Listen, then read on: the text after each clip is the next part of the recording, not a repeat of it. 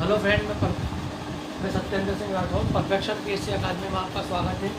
आज मैं आपको अंतर्राज्यीय परिषद और क्षेत्रीय परिषद के बारे में विस्तार से बताऊंगा और दोनों में क्या अंतर है इसे मैं समझाऊंगा। ये बहुत ही महत्वपूर्ण टॉपिक है, सभी प्रतियोगी परीक्षाओं के लिए सामान्य रूप से उपयोगी है, डी में भी और मेंस में भी।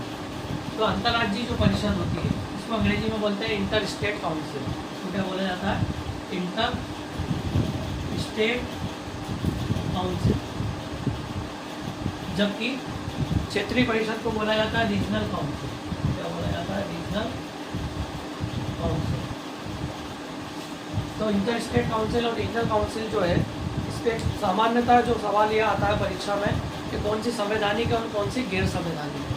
तो सीधी सी बात है कि अंतर्राज्यीय जो परिषद है उसका संविधान का अनुच्छेद 163 में वर्णन है, इसलिए संवैधानिक है। और क्षेत्रीय परिषद जो है आपकी गैर संवैधानिक है। बाकी इंटर स्टेट काउंसिल का निर्माण कैसे हुआ और क्यों हुआ और कब हुआ, तो इसके लिए हमें देखना चाहिए कि अंतर्राज्यीय परिषद जो है इसका निर्माण जो हुआ है, सरकारी आयोग जो 1983 में बैठा था उसने अपनी अनुशंसा की थी 1987 में, और उसने ये बोला था कि राज्यों के मध्य जो भी विवाद होते हैं उन्हें आपसी सहमति से क्या कर लेना चाहिए, उनका निपटारा किया जाना चाहिए। इसी को ध्यान में रखकर अंतर्राज्यीय परिषद की स्थापना पर जोर दिया था किसने? सरकारी आयोग ने 1983 में, जिसकी रिपोर्ट 1987 में क्या हुई? सबमिट हुई। और इस आधार पर 1990 में इंटर स्टेट काउंसिल क्या हुई? भारत में निर्मित हुई। इंटर स्टेट जो काउंसिल होती है उसमें जो अध्यक्ष होता है वो उसका प्रधानमंत्री होता है, और सदस्यों में सभी राज्यों के जो मुख्यमंत्री वो इसके सदस्य होते हैं, और जितने भी केंद्र शासित प्रदेश हैं उनके जो प्रशासक है, जैसे उपराज्यपाल हो गया या प्रशासक हो गया या मुख्य आयुक्त हो गया, वो इसके क्या होते हैं? सदस्य होते हैं। और प्रधानमंत्री के द्वारा नॉमिनेट 6 कैबिनेट मंत्री भी क्या होते हैं? इसके सदस्य होते हैं। इंटर स्टेट काउंसिल की वर्ष में 3 बार बैठकें होना चाहिए, लेकिन व्यवहार में ऐसा देखा गया है कि उसकी बैठकें लगातार नहीं होती है। तो इंटर स्टेट काउंसिल का मुख्य कार्य क्या है कि राज्यों के मध्य होने वाले जो विवाद हैं उनको आपसी सहमति के आधार पर क्या करना? निपटाना। लेकिन इसकी जो सलाह है या इसकी जो सिफारिशें हैं वो सरकार के लिए बाध्यकारी नहीं होती, अर्थात एक प्रकार से यह सलाहकारी क्या है? निकाय है इंटर स्टेट काउंसिल। उसी प्रकार एक दूसरा काउंसिल होता है जिसको बोलते हैं रीजनल काउंसिल, जिसकी स्थापना 1956 में हुई है, और ये गैर संवैधानिक अर्थात इसका संविधान में कहीं उल्लेख नहीं है। और इसका जो अध्यक्ष होता है वो होता है केंद्रीय गृह मंत्री जो है वो इसके क्या होते हैं? अध्यक्ष होते हैं। जैसे वर्तमान में यदि पूछा जाए कि इंटर स्टेट काउंसिल का अध्यक्ष कौन है, तो सीधी सी बात है कि जो प्रधानमंत्री होगा वो उसका क्या होगा? अध्यक्ष होगा। तो माननीय प्रधानमंत्री जो है हमारे नरेंद्र मोदी जी क्या होंगे? इसके अध्यक्ष होंगे। और माननीय गृह मंत्री जो है अमित शाह इसके क्या होंगे? क्षेत्रीय परिषद के क्या होंगे? अध्यक्ष होंगे। तो प्री में ऐसा सवाल कई बार आ सकते हैं कि क्षेत्रीय परिषद का वर्तमान में अध्यक्ष कौन है, तो जो पदेन गृह मंत्री होगा वो इसका क्या होगा? अध्यक्ष होगा। सदस्यों में सभी राज्यों के सीएम और यूनियन टेरिटरी के जितने भी प्रशासक हैं वो इसके क्या होते हैं? सदस्य होते हैं। इसके अलावा प्रत्येक राज्य से 2 कैबिनेट मंत्री भी क्या होते हैं? रीजनल काउंसिल के क्या होते हैं? सदस्य होते हैं। प्रारंभ में रीजनल काउंसिल जो थी इनकी संख्या जो थी 5 थी। 1971 में 6ठी रीजनल काउंसिल बनी, उत्तर पूर्वी क्षेत्रीय परिषद। तो जो सबसे पहली है पूर्वी क्षेत्रीय परिषद, उसका मुख्यालय है आपका कोलकाता में, पश्चिम का है मुंबई में,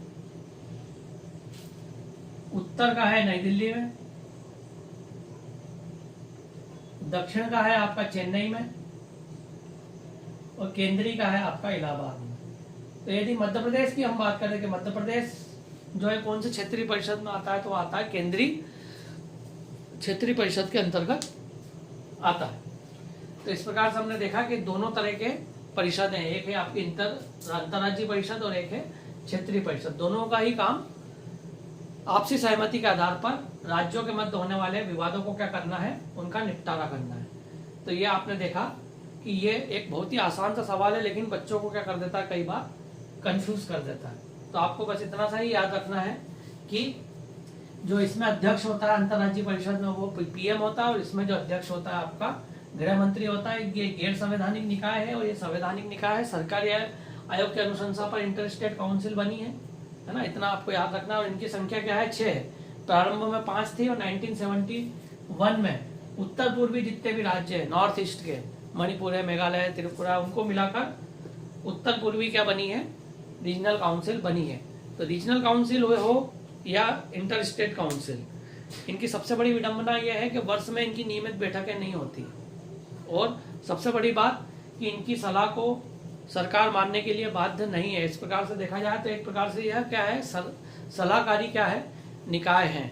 लेकिन यदि वर्ष में नियमित बैठक, जैसे इसकी वर्ष में 3 बैठकें नियमित होती रहे, इसकी 1 बैठक नियमित, हर क्षेत्रीय परिषद की एक बार बैठकें यदि वर्ष में होती रहे, तो राज्यों के मध्य होने वाले जो विवाद हैं वो क्या हो सकते हैं, हल हो सकते हैं। कई बार क्षेत्रीय परिषद की रिकमेंड पर ही वित्त आयोग क्या करता है, राज्यों को क्या करता है, पैसा निर्धारित भी करता है। जैसे एक बार क्षेत्रीय परिषद की रिकमेंड के आधार पर ही राज्यों को वित्त आयोग ने क्या किया था, 29% पैसा क्या किया था, रिलीज किया था। तो जरूरी नहीं कि विवादों का बंटवारा, विवादों को ही क्या करती है, सुलझाती है, वित्तीय आवश्यकताओं को भी क्या करती है, राज्यों की है पूर्ण करती है। और इसके अलावा समय समय पर केंद्र के द्वारा या सरकार के द्वारा जो विवाद इनके समक्ष लाए जाते हैं उनको भी क्या करती है, ये हल करने का प्रयास करती है। तो ये आपने देखा अंतरराज्यीय परिषद और क्षेत्रीय परिषद, बहुत ही आसान है। इसको यदि आप चार्ट के माध्यम से याद करेंगे तो आसानी से आप मुख्य परीक्षा में भी लिख सकते हैं और पीडी के सवाल भी आप आसानी से हल कर सकते हैं। धन्यवाद, जय हिंद।